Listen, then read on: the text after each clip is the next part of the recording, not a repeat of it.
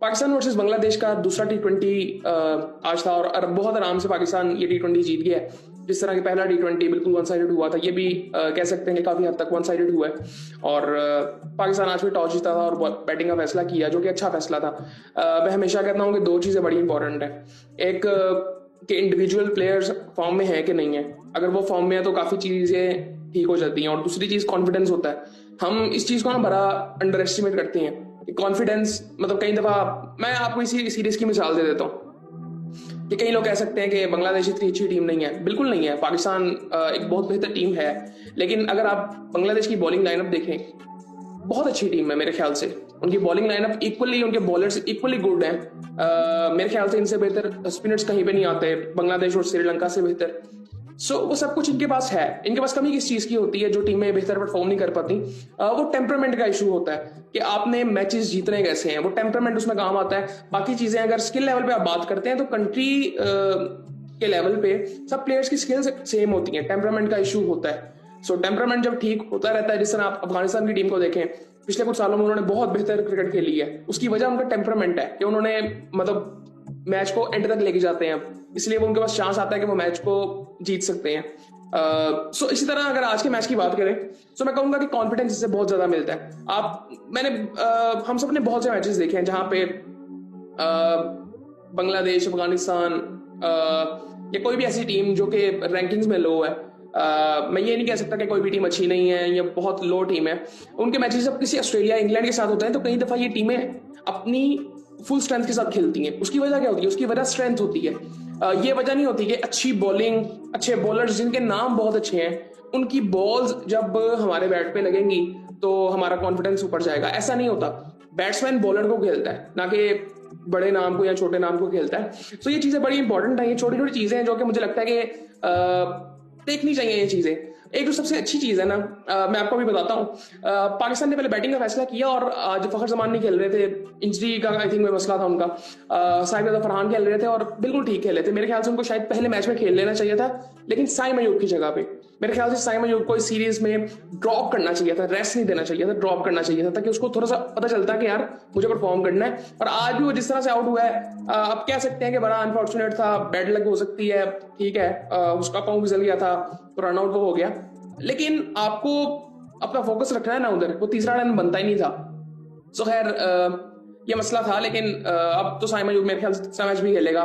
फरहान ने बड़ी जबरदस्त बैटिंग की और इसकी जो सबसे अच्छी बात मुझे लगती है कि सामने छक्के मारता है, सामने सीधे छक्के मारता है, लॉन्ग ऑन पे मारता है, लॉन्ग ऑफ पे मारता है। सो ये बहुत अच्छी बात है। उसके बाद मोहम्मद हारिसा 41 रन बनाए, जबरदस्त इनिंग्स थी। पिछले मैच में भी इसने इनिंग्स खेली थी, आई थिंक 30-35 रन की, जबरदस्त थी। उसके बाद हसन नवाज चौथे नंबर पे आया, कल 5वें नंबर पे आया था पिछले मैच में। और उसके बाद सलमान आगा थे, उसने 19 किया, 51 नट आउट किया हसन नवाज ने। अब मैं आपको एक चीज बताता हूँ, मैंने शायद पहले भी बात की है ये, कि बाबर रिजवान ने अगर T20 खेलना है ना तो उनको चौथे या 5वें नंबर पे बैटिंग करनी चाहिए। मतलब अगर बाबर रिजवान एक टीम में खेल रहे हैं तो बाबर चौथे नंबर पे आए और जो है रिजवान है वो 5वें नंबर पे आए। एक टीम में तो मेरे ख्याल से होना ही नहीं चाहिए इनको। वो भी मैं तब कहता हूँ कि पाकिस्तान की अगर 2-3 टीमें बने तब इनकी जगह बनेगी और एक एक जितना खेले चौथे या 5वें नंबर पे खेले। क्यों? अब यहाँ पे आप ये देखें कि आगा कहाँ पे खेल रहा है। आपका काम ये है, टॉप 3 पे T20 में मुझे ऐसे बैट्समैन चाहिए जो कि सामने वाले को तोड़ दें। मैं साइम अयूब से भी कहना चाहता हूं कि अगर वो साइम अयूब भी अगर टॉप पे खेल रहा है तो उसका काम सिंगल डबल लेना नहीं है। वहां पे आपने पावर प्ले को एग्जीक्यूट करना है पूरे तरीके से। आप उसके बाद हारिस अली है कि एक विकेट गिरती है तो हारिस अली भी चांस ले। अगर 2 विकेट जल्दी गिर जाती है फिर नीचे आपके पास उस तरह के बैट्समैन है जो कि इनिंग को लंबा खींच सकते हैं और किसी भी तरह की इनिंग खेल सकते हैं, जिस तरह आज या पिछले मैच में हमने देखा था नवाज और सलमान आगा थे। तो इसी तरह बाबर और रिजवान का रोल भी ये होना चाहिए T20 में भी और वनडे में भी। मैं कहता हूं तो वनडे में भी बाबर को चौथे नंबर पे आना चाहिए मेरे ख्याल से, क्योंकि टॉप 3 मेरे ख्याल से वाइट बॉल आजकल जो पावर प्ले है ना, पहले 6 ओवर जो है T20 में और पहले 10 ओवर वनडे में, उसको एग्जीक्यूट करना बहुत इंपॉर्टेंट है। ठीक है, बाबर शायद वन डाउन आ सकता है, तीसरे नंबर पे खेल सकता है, लेकिन चौथे नंबर पे मुझे लगता है बहुत बेहतर हो सकता है वो भी मैं इस तरह से कहना हूँ। क्रिकेट काफी चेंज हो गई है। सेम रोल यहाँ पे भी अगर 2-3 टीमें पाकिस्तान की बनती हैं तो, लेकिन वो मुझे लगता नहीं है कि अभी ऐसा कुछ होगा। सो खैर दोनों ने बड़ी जबरदस्त बैटिंग की, हारिस ने भी और नवाज ने भी। आगा जल्दी आउट हो गया था लेकिन अच्छी इनिंग थी उसकी, 19 रन की भी। शादाब उसके बाद खैर किसी तरह से नीचे से किसी ने उतना कुछ किया नहीं, 201 रन आज बना लिए थे और आखिरी 3-4 ओवरों में बांग्लादेश ने बॉलिंग बड़ी जबरदस्त की थी, वरना ये टोटल जा सकता था 235-40 तक। वहां तक जा सकता था। बड़ी जबरदस्त बॉलिंग की थी बांग्लादेश के बॉलर्स ने आखिरी ओवर्स में। उनके बॉलर्स की अगर बात करें तो मेहदी हसन मिराज ने, जो कि एक लौता चेंज था आज, 4 ओवरों में 38 रन दिए। इनको मार पड़ गई थी शुरू के ओवरों में, बाद में इन्होंने 1 ओवर बड़े अच्छे किए एंड वाले। शरीफुल इस्लाम ने 3 बॉलें की, वो इंजर्ड हो गए, बाहर चले गए थे, वो बैटिंग के लिए भी नहीं आए। शमीम हुसैन ने 3.3 ओवर्स किए, 28 रन दिए। हसन महमूद ने 2 विकेटें ली, 47 रन देके 4 ओवरों में। तंजीम हसन साकिब ने 36 रन देके 2 आउट किए और 4 ओवरों में। रिशाद हुसैन ने 4 ओवरों में 50 रन दिए और 1 आउट किया। बीच में अच्छी बॉलिंग इन्होंने की थी, लेकिन आज मुझे थोड़ा सा ऐसे लग रहा था कि इनका कंट्रोल उस तरह से नहीं है बॉलिंग पे। सो पाकिस्तान ने ओवरऑल आई थिंक बैटिंग बहुत जबरदस्त की है। बांग्लादेश बैटिंग के लिए आया तो इन्होंने स्टार्ट बड़ा अच्छा कर लिया था। मतलब सलमान ने पहला ओवर कर लिया, लेकिन मुझे समझ नहीं क्यों किया उसने और बाद में उसको कवर करने उसने फिर 1-2 ओवर और किए थे। मुझे लगता था कि साइम से स्टार्ट लेना चाहिए था ताकि उसका कॉन्फिडेंस थोड़ा सा वापस आता। सलमान को पहला ओवर, उसने शायद वो लेफ्टी थे मेरे ख्याल से दोनों, तो उसकी वजह से उसने कर लिया।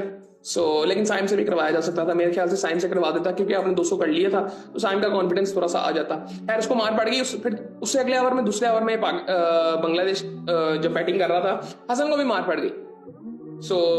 खैर उनको स्टार्ट बड़ा अच्छा मिल गया, लेकिन बाद में रिकवर कर लिया था पाकिस्तान ने और फिर उनके 2 आउट भी जल्दी हो गए थे। 46 पे 2 आउट उनके हो गए थे, 54 पे तीसरा आउट भी हो गया था।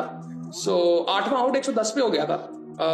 उसके बाद फिर एक पार्टनरशिप लगती है और किसी तरह ये जो है 144 तक पहुंच जाते हैं। उसकी सबसे बड़ी वजह यह है कि तंजीम हसन साकिब ने, जो कि बॉलर हैं, उन्होंने 50 रन बना दिए 31 बॉलों में और उन्होंने अच्छा खासा फेंटा लगाया पाकिस्तान को फिर एंड पे, जिसकी वजह से ये वहां तक पहुंच गए, वरना ये 100 के राउंड अबाउट आउट हो रहे थे। पाकिस्तान भी उस वक्त थोड़ा सा जरा हल्का हो गया था, लेकिन जो कि नहीं होना चाहिए पाकिस्तान को बड़े मैचेस में। आई थिंक ये चीजें सीरियसली देखनी चाहिए, इसको अभी भी देखना चाहिए मेरे ख्याल से। और फिर उसके बाद पाकिस्तान की बॉलिंग की अगर बात करें तो आगा ने 2 ओवर किए 20 रन, ये थोड़ा बेहतर लग रहा है, लेकिन पहले ओवर में उसको 17 रन पड़ गए थे। हसन ने 2 ओवरों में 21 रन, हसन ने भी 2 ओवर किए। फहीम ने 2 ओवरों में 8 रन, 1 आउट किया। बेहतर बॉलिंग की। जब इसने पावर प्ले में ओवर किया था तो वहां से आई थिंक 5 रन इसने दिए थे और काफी बेहतर हो गई थी सिचुएशन पाकिस्तान की। उसके बाद हारिस ने 2 ओवरों में 23 रन। हारिस का कोई इतना ही सूरत हाल अच्छी चल नहीं रही, 1 आउट इसने किया, लेकिन कोई इतनी खास बॉलिंग की नहीं हारिस ने। अबरार ने 4 ओवरों में 3 आउट किए 19 रन देके और शादाब खान ने 2 ओवरों में 13 रन दिए। शादाब भी आज कोई इतनी खास बॉलिंग नहीं कर रहा था। हुसैन शाह ने भी बॉलिंग कर ली, साइम ने भी बॉलिंग कर ली। तो ओवरऑल बॉलर्स आज हमारे पास काफी ज्यादा थे। आज हमने 8 बॉलर्स ट्राई किए हैं। ये अच्छी बात है कि पाकिस्तान के पास इतने ऑप्शंस हैं। लेकिन आज मैं एक बात करना चाहता हूं। मैं इनके कप्तान को देख रहा हूं, ये जो है लितन दास, ये बहुत अच्छे प्लेयर है। मैंने पिछले मैच में भी इनको देखा था कि ये कई दफा ना ओवर रिएक्ट करते हैं, पता नहीं क्यों, मुझे समझ नहीं है कि आप, मुझे लगता है बहुत ज्यादा सीरियस है, बहुत ज्यादा सीरियस थे। आज भी आई थिंक 2-3 जगहों वैसे लगा कि बहुत ओवर रिएक्ट था। एक दफा फील्डिंग में जब रिशाद हुसैन ने बॉल पकड़ा था, बहुत ओवर रिएक्ट था आई थिंक वो भी। उसके बाद बैटिंग जब कर रहे थे वो रन नहीं था और उससे अगली बॉल पे आउट भी हो गए थे। मेंटली तौर पर मुझे लगता है कि इतना वो हर वक्त गुस्से में, आई थिंक वो चीज थोड़ा सा आई थिंक लाइट थोड़ा सा लेना चाहिए। और जब आप काम रहते हो तो फिर आई थिंक आप सोच बेहतर सकते हो, और वो मुझे हौसला इनके साथ लगा है। पिछले मैच में भी आई थिंक मुझे लग रहा था कि ओवर रिएक्ट कर रहे हैं। आज कमेंटेटर्स भी ये बात कर रहे थे कि क्योंकि वहां पे भी इनकी अपनी गलती थी, जहां पे ये रन लेने जा रहे थे और मना कर दिया था सामने वाले ने, और बहुत अच्छा वो था, वरना ये आउट हो जाते। आई थिंक इनको थोड़ा सा देखना चाहिए। बाकी ओवरऑल आई थिंक अच्छा मैच था पाकिस्तान के लिए, और बाकी आई थिंक कोई इतनी खास बात करने वाली नहीं है। लेकिन पाकिस्तान को अब जो मैं वो बात कर रहा था कि 4-5 नंबर की, पाकिस्तान को मेरे ख्याल से ट्राई करना चाहिए 2-3 टीमों का, क्योंकि अभी बहुत से प्लेयर्स हैं जो बाहर बैठे हुए हैं और 2-3 टीमें आराम से बन सकती हैं, पता नहीं करते हैं कि नहीं। और पाकिस्तान को अपनी T20 क्रिकेट मुझे लगता है बढ़ा देनी चाहिए बहुत ज्यादा, कि जिस तरह से बाकी टीमें बहुत ज्यादा खेल रही हैं क्रिकेट, पाकिस्तान को भी इस तरह से करना चाहिए। और इसके अलावा बस ये थी सिचुएशन। IPL में भी आज एक मैच था, लेकिन उसके बारे में बाद में बात करेंगे।